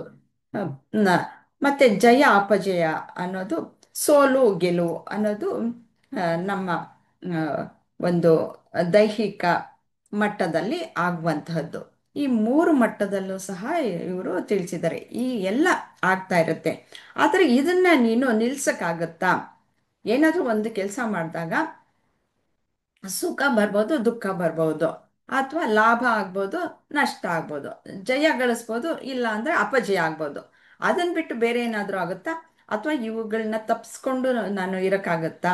ಇಲ್ಲ. ಅದಕ್ಕೋಸ್ಕರ ಏನ್ ಮಾಡಬೇಕು, ನಾನು ಅದರಲ್ಲಿ ಹೇಗೆ ನಾನು ಈಜ್ಕೊಂಡು ಬರೋದಕ್ಕೆ ಸಾಧ್ಯ ಅನ್ನೋದನ್ನ ಯೋಚನೆ ಮಾಡಬೇಕು. ಯಾವುದು ಸರಿಯಾದದ್ದು ಅನ್ನೋದನ್ನ ಯೋಚನೆ ಮಾಡಬೇಕು. ಈ ದ್ವಂದ್ವಗಳು ಅನ್ನೋದು ಎಲ್ಲಿ ಉಂಟಾಗುತ್ತೆ ಅಂದ್ರೆ, ನಮ್ಮ ಮನಸ್ಸಿನಲ್ಲಿ ಉಂಟಾಗತ್ತೆ. ಮನಸ್ಸು ಅಂತಂದ್ರೆ ಪೂರ್ತಿಯಾಗಿ ಈ ಅಂತಃಕರಣ ಅನ್ನೋದು ಮೊದಲೊಂದ್ಸತಿ ವಿವರಿಸಿದ್ದೀನಿ ಅನ್ಸುತ್ತೆ. ಅಂತಃಕರಣದಲ್ಲಿ ಮನಸ್ಸು, ಬುದ್ಧಿ, ಚಿತ್ತ ಮತ್ತು ಅಹಂಕಾರ ಅನ್ನೋದು 4 ಕೆಲಸಗಳು, ಮನಸ್ಸಿನ ಕೆಲಸಗಳು. ಅದು ಬರೀ ಮನಸ್ಸು ಅಂತ ಹೇಳ್ತೀವಲ್ಲ, ಅಲ್ಲಿ ಈ ದ್ವಂದ್ವಗಳು ಉಂಟಾಗತ್ತೆ. ಈ ರೀತಿಯ ದ್ವಂದ್ವಗಳು ಉಂಟಾದಾಗ ಅದು ಏನ್ ಮಾಡ್ಬೇಕು, ಮನಸ್ಸು ಅನ್ನೋದು ಬುದ್ಧಿಯನ್ನ ಕೇಳಬೇಕು. ಬುದ್ಧಿಯನ್ನ ಕೇಳಿದಾಗ ಆ ಬುದ್ಧಿ ಏನ್ ಹೇಳುತ್ತೋ ಅದನ್ನ ಫಾಲೋ ಮಾಡಬೇಕು. ಆಗ ಒಂದು ನಿರ್ಧಾರವನ್ನ ತೆಗೆದುಕೊಳ್ಳೋಕೆ ಆಗತ್ತೆ. ಈ ಮನಸ್ಸಿಗೆ ನಿರ್ಧಾರವನ್ನ ತೆಗೆದುಕೊಳ್ಳೋದಕ್ಕೆ ಸಾಧ್ಯ ಇರಲ್ಲ. ಬುದ್ಧಿಗೆ ಏನಿದ್ರು ನಿರ್ಧಾರಗಳು, ನಿರ್ಣಯವನ್ನ, ನಿಶ್ಚಯವನ್ನ ಮಾಡೋದಕ್ಕೆ ಸಾಧ್ಯವಾಗುವಂತಹದ್ದು ಬುದ್ಧಿಗೆ ಮಾತ್ರ ಸಾಧ್ಯ. ಅದು ಚಿತ್ತದ ಸಹಾಯವನ್ನ ತೆಗೆದುಕೊಂಡು ಅಲ್ಲಿ ಶೇಖರಣೆ ಆಗಿರುವಂತಹ ಮಾಹಿತಿಯನ್ನ ತೆಗೆದುಕೊಂಡು ಹೀಗೆ ಮಾಡಬಹುದು, ಹಿಂದೆ ನನಗೆ ಏನಾಗಿತ್ತು, ಅಥವಾ ನಾನು ಕೇಳಿರೋದು ಆ ರೀತಿ ಎಲ್ಲವೂ ಅದು ಡಿಕ್ಷನರಿ ಇದ್ದಂಗಿರುತ್ತೆ. ಅದರಲ್ಲಿ ಎಲ್ಲ ಮಾಹಿತಿಯನ್ನು ತೆಗೆದುಕೊಂಡು ಅದು ಬುದ್ಧಿ ಏನು ಹೇಳುತ್ತೆ, ಮನಸ್ಸಿಗೆ ಹೇಳುತ್ತೆ. ಮನಸ್ಸಿಗೆ ಹೇಳ್ದಾಗೆ ಈ ರೀತಿಯಲ್ಲಿ ಅಂತ ಅವಾಗ ನಿಶ್ಚಯ ಆಗೋಗ್ಬಿಡುತ್ತೆ. ಅವಾಗ ದ್ವಂದ್ವ ಇರಲ್ಲ, ಹೀಗೆ ಮಾಡಬೇಕು ಅನ್ನೋದು ಇರಲ್ಲ. ಆ ರೀತಿ ಮಾಡೋದಕ್ಕೋಸ್ಕರ ಕರ್ಮೇಂದ್ರಿಯಗಳಿಗೆ ಅದು ಹೇಳುತ್ತೆ. ಕರ್ಮೇಂದ್ರಿಯಗಳು ಅದು ಕಾರ್ಯಗತ ಮಾಡುತ್ತವೆ. ಈ ರೀತಿಯಲ್ಲಿ ನಮ್ಮ ಅಂತಃಕರಣ ಅನ್ನೋದು ಇರುವಂತಹದ್ದು. ಆವಾಗ ನಾನು ಮಾಡಿದೆ ಅನ್ನೋದು ಈ ಅಹಂಕಾರ ಬುದ್ಧಿಯೊಡನೆ ಸೇರ್ಕೊಂಡಿರುತ್ತೆ. ಆವಾಗ ನಾನು ಕರ್ತೃ, ನಾನು ಭೋಕ್ತ ಮತ್ತು ನಾನು ಜ್ಞಾತ ಅಂತಂದ್ಬಿಟ್ಟು ಹೇಳುತ್ತೆ. ಬುದ್ಧಿ ಮತ್ತು ಅಹಂಕಾರಗಳು ಸೇರ್ಕೊಂಡಿದ್ರೆ ಇವು ನಾಲ್ಕು ಒಂದು ಆಕ್ಷನ್ ಏನಿದೆ ಅದಕ್ಕೆ ಅಂತಃಕರಣ, ನಾಲ್ಕು ಪಾತ್ರಗಳು, ಮನಸ್ಸಿನ ಒಂದು ಪಾತ್ರಗಳು ನಾಲ್ಕು ರೀತಿಯಲ್ಲಿರುತ್ತೆ. ಈ ರೀತಿಯಲ್ಲಿ ಅಲ್ಲಿ ಕೆಲಸ ಮಾಡುತ್ತೆ. ಇದನ್ನ ಯಾಕೆ ನಾವು ಅರ್ಥ ಮಾಡ್ಕೊಳ್ಬೇಕು ಅಂತಂದ್ರೆ, ನಮಗೆ ಈ ಥರ ಪರಿಸ್ಥಿತಿಗಳು ಬಂದಾಗ, ಅವನಿಗೆ ಇವಾಗ ಯುದ್ಧದ ಪರಿಸ್ಥಿತಿ, ಆದರೆ ನಮ್ಮ ಆ, ದೈನಂದಿನ ಒಂದು ಚಟುವಟಿಕೆಯಲ್ಲಿ ಇಂಥ ದ್ವಂದ್ವಗಳು ಬೇಕಾದಷ್ಟು ಬರುತ್ತೆ. ನಾವು ಅದನ್ನ ನಿರ್ಧಾರ ಮಾಡದೇ ಇದ್ದಾಗ, ಬುದ್ಧಿಗೆ ಕೈಯಲ್ಲಿ ಆ, ನಾವು ಏನು ಮಾಡಬೇಕು ಅನ್ನೋದನ್ನು ಕೇಳದೆ ಹೋದರೆ ಆಗ ನಿರ್ಣಯ ಮಾಡೋದಕ್ಕೆ ಸಾಧ್ಯ ಇಲ್ಲ. ನಾವು ದುಃಖವನ್ನೇ ಅನುಭವಿಸ್ಬೇಕಾಗತ್ತೆ. ಅದಕ್ಕೆ ಸಾರಥಿ ಯಾರೋ ಇಲ್ಲಿ ಶ್ರೀಕೃಷ್ಣ. ಜ್ಞಾನ ಜ್ಞಾನ ಎಲ್ಲಿ ಬರೋದು? ಬುದ್ಧಿಯಲ್ಲಿ ಬರೋದು. ಅದು ಏನನ್ನ ಹಿಡ್ಕೊಂಡಿರುತ್ತೆ? ಇಂದ್ರಿಯಗಳನ್ನ ಮತ್ತು ಮನಸ್ಸನ್ನ ನಿಯಂತ್ರಣ ಮಾಡುತ್ತೆ. ಅದು ಬುದ್ಧಿನೇ ಎಲ್ಲದಕ್ಕೂ ಯಜಮಾನ. ಅದಕ್ಕೆ ನಮ್ಮ ಎಲ್ಲವನ್ನು ಸಹ ಶ್ರೀಕೃಷ್ಣನ್ಗೆ ಒಪ್ಸು ಅಂತಂದ್ರೆ ಅದೇ ಶ್ರೀಕೃಷ್ಣ ಎಲ್ಲಿದ್ದಾನೆ? ನಮ್ಮ ಬುದ್ಧಿಯಲ್ಲಿ ಇದ್ದಾನೆ. ಶ್ರೀಕೃಷ್ಣನ ಜ್ಞಾನ ಅನ್ನೋದು ನಮ್ಮ ಬುದ್ಧಿಯಲ್ಲಿ ಬರಬೇಕು. ಆ ಬುದ್ಧಿ ಹೇಳ್ದಂಗೆ ಕೇಳಿದಾಗ ನಮಗೆ ಈ ದ್ವಂದ್ವ ಇರಲ್ಲ. ಯಾವಾಗ ದ್ವಂದ್ವ ಇರಲ್ವೋ ಅವಾಗ ಸಮಚಿತ್ತತೆ ಅನ್ನೋದು ಇರುತ್ತೆ. ಸಮತ್ವ ಅಂತ ನೀವು ಇಬ್ರು ಮೂರು ಜನ ಹೇಳಿದ್ರಲ್ಲ, ಬಹಳ ಚೆನ್ನಾಗಿ. ಆ ಸಮತ್ವ ಅನ್ನೋದು ಬರೋದು ಆಗ, ಈ ದ್ವಂದ್ವಗಳು ಹೋದಾಗ. ಈಗ ಒಂದು ಸಮುದ್ರದಲ್ಲಿ ಸ್ನಾನ ಮಾಡಕ್ ಹೋಗ್ತೀನಿ ಅಂತಂದ್ರೆ, ಸಮುದ್ರ ಅಲೆಗಳು ಹೇಗೆ ಬರುತ್ತವೆ ಅನ್ನೋದು ಸಮುದ್ರದ ಒಂದು ಆ, ಇದು ಅದು ಹೆಂಗ್ ಫಂಕ್ಷನ್ ಆಗುತ್ತೆ ಅನ್ನೋದನ್ನ ನಾನು ತಿಳ್ಕೊಂಡಿರ್ಬೇಕು. ಇಲ್ಲ ಹೋಗದೆ ಧೂಮ್ತೆ ಅಂತಂದ್ರೆ ಈಜಕ್ ಬರ್ದೇ ಇರೋರು ಮುಳುಗ್ತಾರೆ, ಹೋಗ್ತಾರೆ, ಅಷ್ಟೇನೆ ಆಗೋಗುತ್ತೆ. ಆದರೆ ನುರಿತ ಒಬ್ಬ ಈಜುಗಾರನಿಗೆ ಅದು ಸುಲಲಿತವಾಗಿ ಹೋಗ್ತಾನೆ, ಬರ್ತಾನೆ, ಆ ಆನಂದವನ್ನು ಸಹ ಅನುಭವಿಸ್ತಾನೆ. ಹಾಗೆ ನಾವು ದಿನನಿತ್ಯದ ಒಂದು ಆಗು ಹೋಗುಗಳಲ್ಲಿ ಮತ್ತೆ ಜೀವನ ಪರ್ಯಂತ ನಾವು ಎದುರಿಸುವಂತಹದ್ದು ಬೇಕಾದಷ್ಟಿರುತ್ತೆ. ಈ ಸಮುದ್ರದಲ್ಲಿ ಅಲೆಗಳನ್ನ ನಾವು ನಿಂತು ಹೋಗ್ಲಿ ಅಂತ ಕಾಯಿದ್ರೆ ಅದು ನಿಂತು ಹೋಗುತ್ತಾ? ಯಾವತ್ತಿಗೂ ಇಲ್ಲ. ಹಾಗೆ ಜೀವನದಲ್ಲೂ ಇಂಥ ಪರಿಸ್ಥಿತಿಗಳು ಬರ್ತಾನೆ ಇರುತ್ತೆ. ಅದನ್ನ ಹೇಗೆ ತಪ್ಪಿಸ್ಕೊಳ್ಳೋದು ಅಂತ. ಈ ಸಮುದ್ರದಲ್ಲಿ ಒಂದು ಮಧ್ಯದಲ್ಲಿ ಬಂಡೆ ಇರುತ್ತೆ, ಅಲ್ಲಿ ಒಂದು ದೀಪಸ್ತಂಭ ಇರುತ್ತೆ. ಇವೆಲ್ಲ ಹಡಗುಗಳಿಗೆ ಎಲ್ಲನೂ ದಾರಿ ತೋರಿಸೋದಕ್ಕೆ ದೀಪಸ್ತಂಭ ಇರುತ್ತೆ. ಅದು ಎಂಥ ಜಾಗದಲ್ಲಿ ಅಂತಂದ್ರೆ, ಭದ್ರವಾಗಿ ಅದು ಬಿದ್ದೋಗದೆ ಇರೋ ತರ ಬಂಡೆಗಳ ಮೇಲೆ ಸಾಮಾನ್ಯವಾಗಿ ಸ್ಥಾಪನೆಯನ್ನ ಮಾಡಿರ್ತಾರೆ. ಈ ಅಲೆಗಳಿಗೆ ಎಷ್ಟೇ ಹೊಡಿಲಿ, ಏನೇ ಮಾಡಲಿ, ಏನ್ ಮಾಡಿದ್ರು ಸಹ ಅದು ಏನು ಆಗಲ್ಲ, ಅಲಗಲ್ಲ. ಆ ರೀತಿಯಲ್ಲಿ ನಮ್ಗೆ ಇಂತಹದ್ದು ಕಷ್ಟ ಸುಖಗಳು ಎಲ್ಲ ಬರ್ತಾನೆ ಇರುತ್ತೆ. ಅದನ್ನ ಹೇಗೆ ನಿಭಾಯಿಸೋದು ಅಂತಂದ್ರೆ, ಸಮಚಿತ್ತತೆಯನ್ನ ಕಾಪಾಡ್ಕೊಳ್ಳೋದ್ರಿಂದ ನಾವು ಆ ಅವುಗಳನ್ನೆಲ್ಲ ವೀಕ್ಷಕನಾಗಿ ನೋಡೋದಕ್ಕೆ ಸಾಧ್ಯ ಆಗತ್ತೆ. ಅಂದ್ರೆ ನಾವು ಯಾವಾಗ್ಲೂ ಆತ್ಮನ ಜೊತೆ ನಾವು ಒಡಗೂಡ್ಬೇಕು.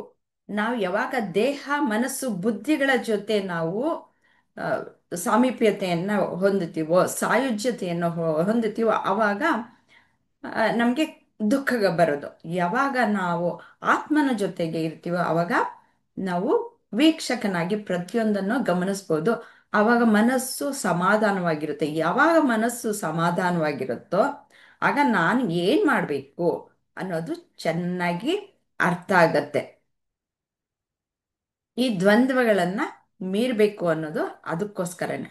ಆಗ ಈ ಥರ ಅರ್ಜುನನಿಗೆ ಆದಂತಹ ಒಂದು ದುಗುಡ ಏನಿದೆ ಅದು ಆಗಲ್ಲ.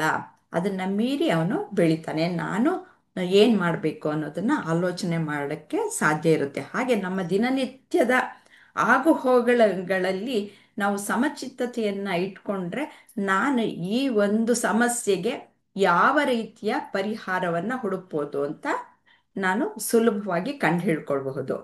ಹಾಗೆ ನಾನು ಮಾಡುವ ಕೆಲಸದಲ್ಲೂ ಸಹ ಸಮಚಿತ್ತತೆಯನ್ನು ಇಟ್ಕೊಂಡಾಗ ಅದು ಪರಿಪೂರ್ಣವಾಗಿ ನಾನು ಅದನ್ನು ನಿಭಾಯಿಸ್ಬೋದು. ಉತ್ತಮ ರೀತಿಯಲ್ಲಿ ಅದನ್ನು ನಾನು ಮಾಡಿ ಮುಗಿಸ್ಬೋದು. ಒಬ್ಬ ಚಿತ್ರಕಾರ ಇರ್ತಾನೆ, ಅವನು ಪೂರ್ತಿಯಾಗಿ ಸಮಚಿತ್ತತೆಯಿಂದ ಇದ್ದಾಗ ಮಾತ್ರ ಅವನು ಅಂದುಕೊಂಡ ಅಂತಹ ಒಂದು ಕೃತಿಯನ್ನ ಅವನು ಹೊರಗಡೆ ತೆಗೆದುಕೊಂಡು ಬರೋದಕ್ಕೆ ಸಾಧ್ಯ. ಒಬ್ಬ ಬರಹಗಾರನು ಅಷ್ಟೇ.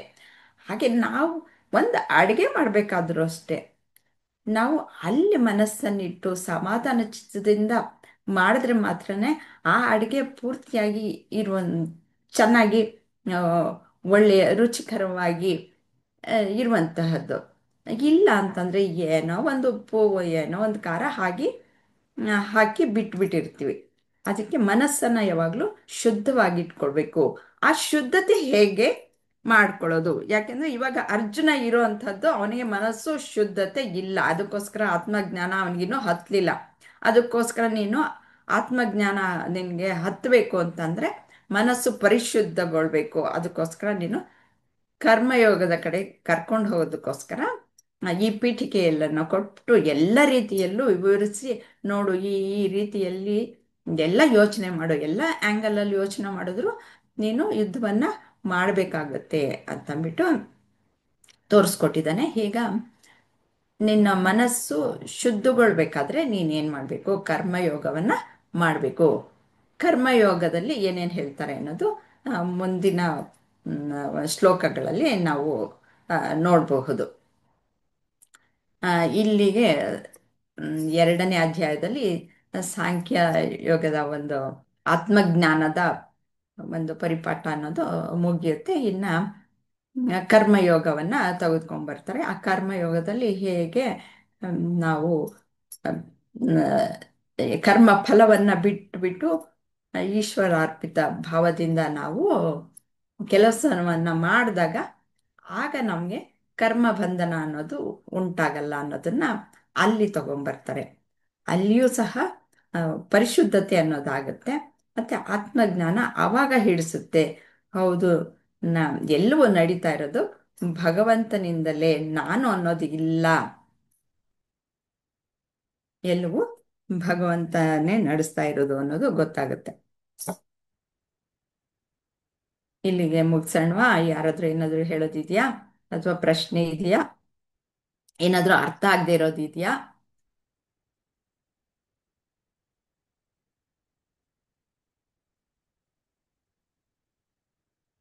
ಏನು ಇಲ್ವಾ?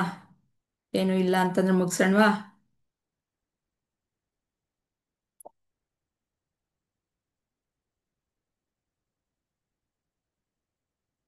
ಇದೀರಾ? ಹೋಗ್ಲಿ ಇಲ್ವಾ? ಯಾರು ಹೇಳ್ತಾ ಇಲ್ವಲ್ಲ. ಅಲ್ಲ, ಏನು ಕ್ಲಾಸ್ ಹೇಳ್ತಾ ಮುಂದೆ ಇಲ್ಲ, ಏನ್ ಬಂದು ಮಾಡ್ತಾ ಇದ್ರ? ಹಾಗಲ್ಲ, ನಿದ್ದೆ ಕ್ಲಾಸ್ ಬಂತ ಮುಂದೆ ಅಂತ. ಬಂದು ಎಲ್ಲೇ ಕ್ಲಾಸ್ ಆಗೋಗೋವರ್ಗು ಹೊಟ್ಟೋಗಕ್ಕಾಗಲ್ವಲ್ಲ. ಏನು ಇಲ್ಲ ಸರಿ, ಮೇಡಮ್. ನಿಲ್ಸೋಣ. ಇದಾದ್ಮೇಲೆ ಅದು ಇಲ್ಲಿಗೆ ಮುಗಿಸ್ಬಿಡಿ. ಓಂ ಶ್ರೀ ಗುರುಭ್ಯೋ ನಮಃ. ಓಂ ಶ್ರೀ ಕೃಷ್ಣಾರ್ಪಣಮಸ್ತು.